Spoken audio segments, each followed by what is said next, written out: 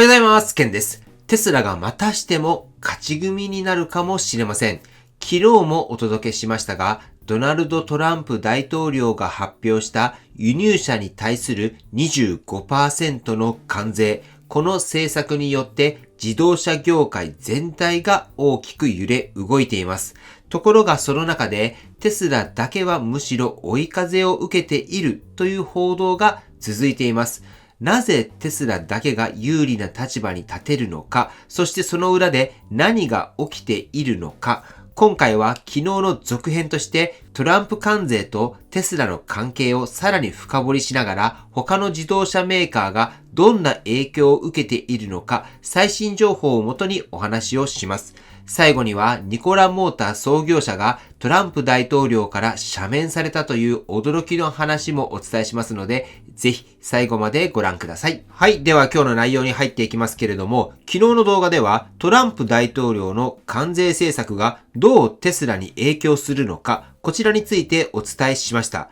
25% という高い関税は海外から自動車や部品を輸入している企業にとって大きな打撃になります。でもテスラはアメリカ国内、特にカリフォルニアやテキサスに自社工場を持っていて、生産の多くを国内で完結させています。つまり輸入への依存度が低い分、他社と比べて完全の影響を受けにくい。その結果、テスラは逆に競争力を高める可能性があるというのが現状です。今回の動画では、さらに新しい情報をもとに、他の自動車メーカーの具体的な影響や、テスラの優位性の裏側について深掘りをしていきたいなと思っております。また、表向きは有利に見えるテスラにも、実は見落とせないリスクがあるという話も出てきています。これがイーロン・マスクさんが昨日言われた、些細ではないというところにもつながってきます。この後詳しく解説していきますので、ぜひこのままご覧ください。では、ここからは他の自動車メーカーがどれほど深刻な影響を受けているのか、具体的に見ていきます。まず、トランプ大統領の関税政策によって、輸入品や部品に 25% の追加のコストがかかるというところなんですけれども、この影響をもろに受けるのが、海外から多くの部品を調達しているゼネラルモーターズやフォードなどの大手メーカーです。こうしたメーカーでは1台あたり最大$6,700のコスト増になるという試算も出ています。この数字1台あたりで考えると相当な負担です。当然ながらこういったコストっていうのはそのまま企業の利益を圧迫します。株価にもすぐに反応が出ました。例えばゼネラルモーターズの株価は関税発表直後に 7.36% 下落。フォードも 3.88% の下落を記録しています。さらに消費者にも影響が出る可能性があります。この関税により自動車価格が$5,000から$1万程度上昇する可能性があると伝えています。これにより新車の需要が減り、さらなる販売低迷や利益悪化につながる懸念もあります。つまり今回の関税はメーカーにとっても消費者にとってもかなりの負担になるというものになります。そしてその一方である企業だけが少しだけ株価を上げてきたんです。そう、それがテスラです。続いてはテスラがなぜこの状況の中でも株価が上向いたのか、その理由を解説していきます。まず大きな理由はテスラの生産体制にあります。テスラはカリフォルニア州のフリーモント工場、そしてテキサス州のギガファクトリーで車両をアメリカ国内向けに大量生産しています。つまり部品も車両も国内で完結している比率が非常に高いんです。そのため輸入関税の影響を最小限に抑えることができます。これは他の大手メーカーと大きく違う点です。テスラ以外にもリビアンのような米国国内生産主体のメーカーは関税によるコスト増の影響が比較的軽微であるとメディアでは指摘されています。実際関税発表直後の株価を見るとゼネラルモーターズやフォードが大きく下げた一方でテスラの株価は少しではありますけれども 0.39% の上昇となっております。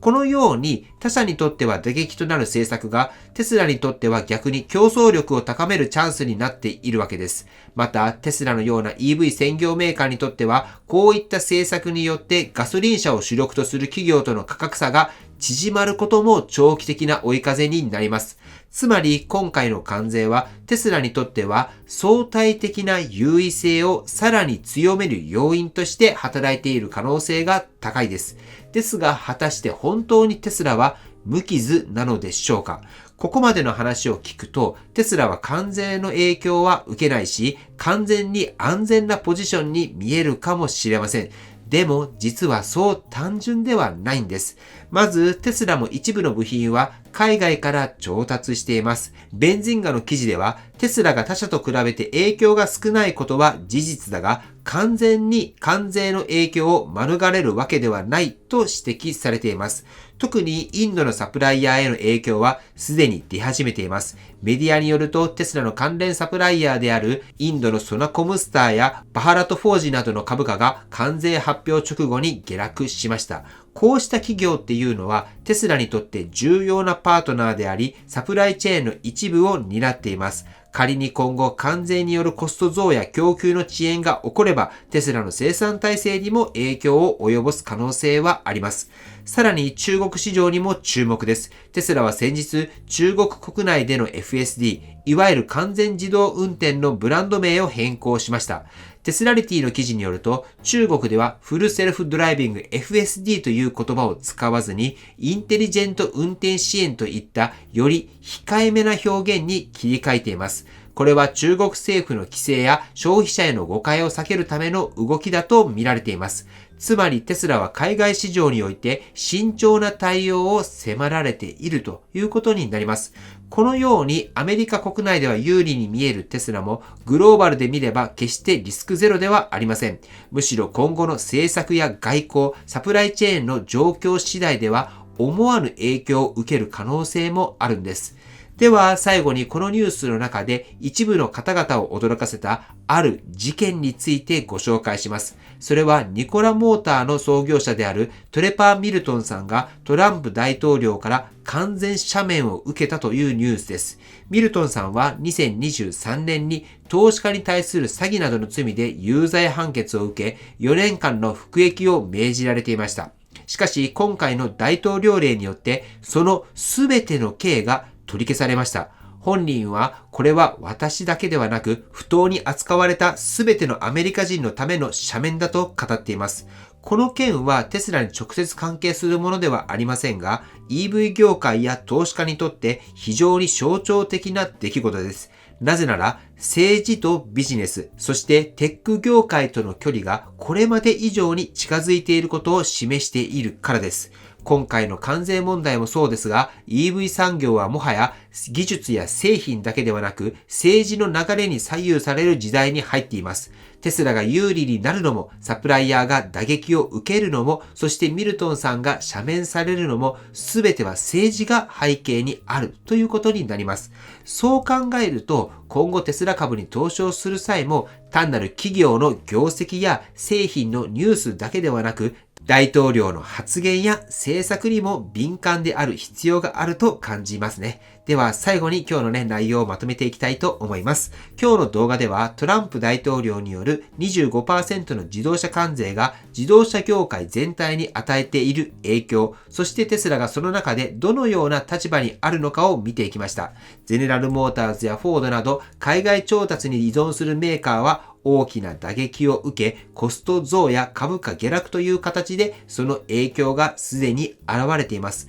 一方でテスラは国内生産を中心にした体制のおかげで関税によるダメージを最小限に抑え有利な立場に立っています。とはいえ、インドや中国といった海外のサプライチェーン、そしてグローバル市場ではテスラも慎重な対応を迫られていることが見えてきました。さらにミルトンさんの赦免という一件からも EV 業界が今や政治と強く結びついているという現実を改めて実感させられます。ではそういったことを踏まえて皆さんはどう思いますか？この関税政策の中でテスラは本当に勝ち組になれると思いますか？それとも見えていないリスクが今後浮き彫りになっていくのでしょうか？ぜひ皆さんの考えをコメントで教えていただければと思います。はい。ではですね、最後に株価のチェックをしていきましょう。本日は結構ね、下げておりまして、261ドルまで下がっております。まだ正確なところを調べられてはないんですけれども、トランプさんが今は車を買うなっていうような発言をされたとか、そういった情報がありました。またこちらに関してもしっかりと調べて YouTube でお届けできたらと思います。はい。ではですね、今日の内容は以上となっております。今回の動画が参考になったと思われたら、高評価をよろしくお願いします。僕の YouTube は毎日発信しています。僕の YouTube をご覧になってもらえば、テスラの情報はほとんど網羅すると思いますので、チャンネル登録がまだな方はチャンネル登録をお願いします。では今日もご視聴していただきありがとうございます。テスラのある生活を楽しんでいきましょう。ではまた。追伸です。さて、3月も終わりになり、4月から新しい生活って方もいらっしゃるのではないでしょうか。4月から何か新しいことを始めてみたい。もっと人生いろいろとチャレンジしたい。もしそう思われるなら、僕が運営しているオンラインサロンに来てみてはどうでしょうか。僕のサロンでは基本的に2週間に1回のペースで本を読んでいくんですけれども、ただ読むだけではありません。読んだことを自分の人生に落とし込んで行動をしていきます。今、サロンのメンバーの方は、各々自分のやりたいことなどにどんどんチャレンジしています。ぜひ自分をもっと変えてみたい。そう思われる方は、僕のサロンの方に来られてみてください。詳細は概要欄に記載していますので、ぜひね、ご覧になってください。最初の2週間は無料にしています。そしてもう7冊読書会もしています。2週間の無料の間に、この内容だけでも知ってもらえればと思います。あなたと一緒に新しくチャレンジをしていくのを楽しみにしています。はい。では今日も最後までご視聴していただきありがとうございます。素敵な一日をお過ごしください。ではまた。